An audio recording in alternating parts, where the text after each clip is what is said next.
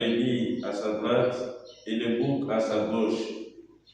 Alors le roi dira à ceux qui seront à sa droite, venez, le béni de mon Père, recevez en héritage le royaume préparé pour vous depuis les fondations du monde, car j'avais faim et vous m'avez donné à manger, j'avais soif et vous m'avez donné à boire, j'étais un étranger et vous m'avez accueilli, j'étais nu et vous m'avez habillé, j'étais malade et vous m'avez visité, j'étais en prison et vous êtes venus jusqu'à moi. Alors les justes lui répondront, Seigneur, quand est-ce que nous t'avons vu? Tu avais donc faim et nous t'avons nourri, tu avais soif et nous t'avons donné à boire, tu étais un étranger et nous t'avons accueilli, tu étais nu et nous t'avons habillé, tu étais malade ou en prison, quand sommes-nous venus jusqu'à toi? Et le roi lui répondra, Amen, je vous l'ai dit, chaque fois que vous l'avez fait à l'un de ces plus petits de mes frères, c'est à moi que vous l'avez fait.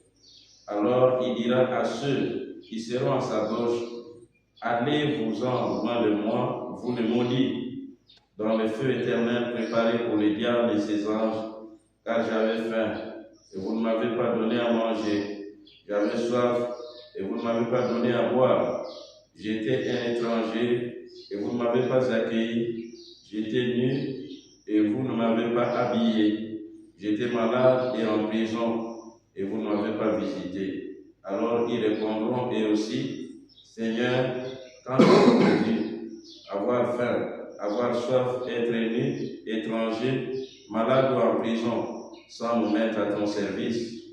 Il répondra, Amen, je vous le dis, chaque fois que vous ne l'avez pas fait à l'un de ces plus petits, c'est à moi que vous ne l'avez pas fait. Et ils s'en iront, ceux-ci, au châtiment éternel, et les justes à la vie éternelle. Acclamons la parole de Dieu. Gloire à toi, Seigneur.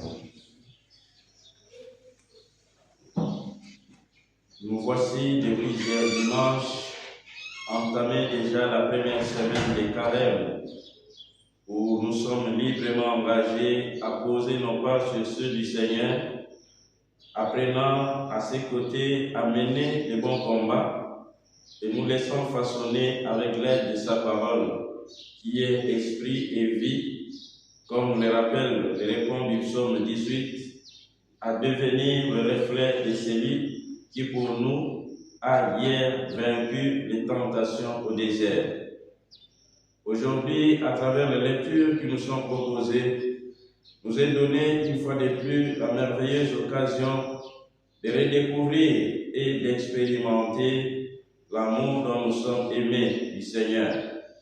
Cet amour qui se révèle ici par ses grands désirs qui habitent son cœur, si paternel et maternel.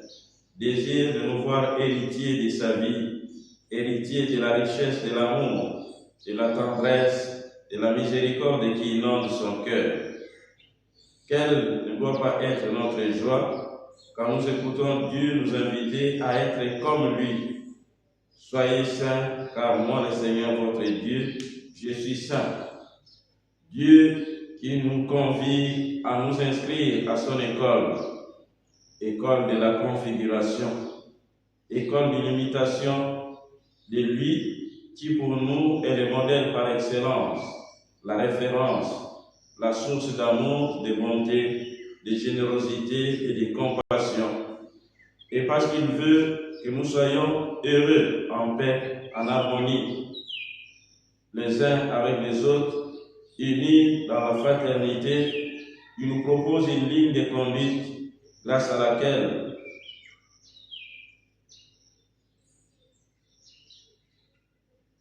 grâce à la loi, à sa parole, qui est pour nous cette espèce de boussole qui oriente notre vie, mais parole qui est aussi un critère d'auto-évaluation.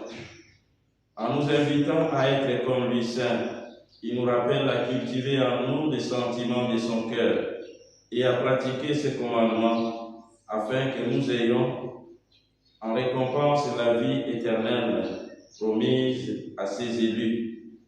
Il nous rappelle que le vol, le mensonge, la profanation de son nom, l'oppression contre les prochains, l'exploitation des autres, la maltraitance, la détention du salaire d'autrui, l'insulte, le piège pour faire succomber, l'injustice sous toutes ses formes au tribunal, surtout contre les faibles, les calomnies, l'assassinat, l'atteinte contre la vie, la haine, la complicité dans le mal, la vengeance, la rancune.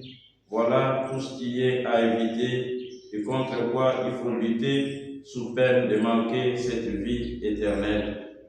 À regarder notre vie et notre société, et aussi chacun sa vie, nous nous rendons bien compte que ce que nous faisons et ce dont nous vivons est justement ce que Dieu nous interdit de faire. Nous sommes devenus ennemis de la sainteté.